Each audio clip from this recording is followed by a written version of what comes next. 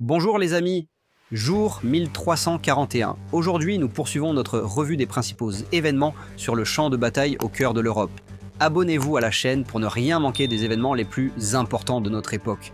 Et regardez cette vidéo jusqu'à la fin, passons directement au changement sur la ligne de front. Après de violents combats, les forces armées ukrainiennes sont parvenues à libérer 3 localités à la fois, Kucherivyar, Soukestske et Zatichok. Les unités des forces armées d'Ukraine se consolident sur leur nouvelle position, procèdent au nettoyage des zones et établissent le contrôle sur les secteurs clés du terrain. De plus, dans la région de Nikhanorivka, les troupes ukrainiennes ont repoussé l'ennemi de plusieurs centaines de mètres, lui infligeant des pertes considérables. Dans cette vidéo, vous pouvez voir les soldats ukrainiens hisser le drapeau national à Kucherivyar et capturer des militaires russes. Sur le front de Pokrovsk, la situation demeure extrêmement tendue et continue de se détériorer chaque jour. Au cours des dernières 24 heures, une expansion de la soi-disant zone grise a été observée sur plusieurs secteurs du front. Les combats y font rage sans interruption, de jour comme de nuit. Les troupes russes mènent des assauts continus, tentant de percer les défenses des unités ukrainiennes de tous les côtés.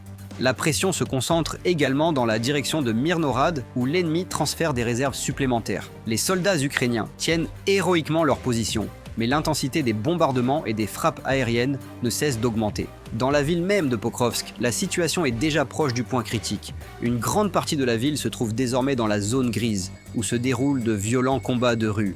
La ligne de front passe littéralement entre les quartiers résidentiels.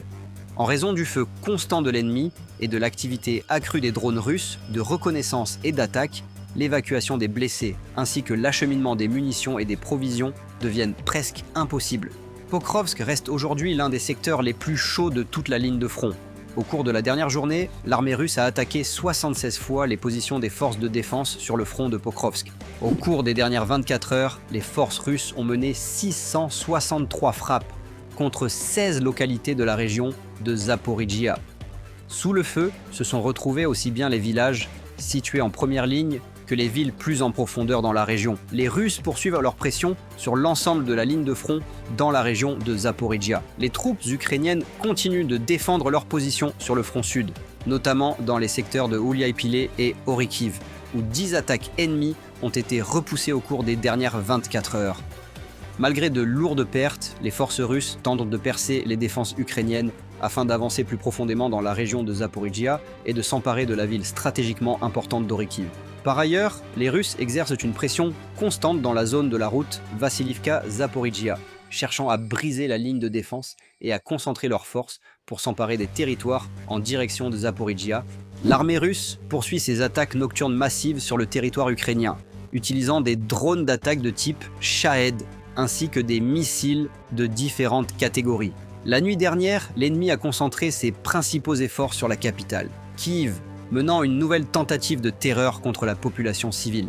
Selon les premières informations, les forces de défense antiaérienne ont abattu la majorité des drones ennemis dans l'espace aérien au-dessus de la région de Kiev, mais plusieurs appareils ont réussi à franchir la défense. En conséquence, des frappes directes ont touché des immeubles résidentiels dans plusieurs quartiers de la ville. De telles attaques visent non seulement à endommager les infrastructures, mais aussi à intimider la population civile.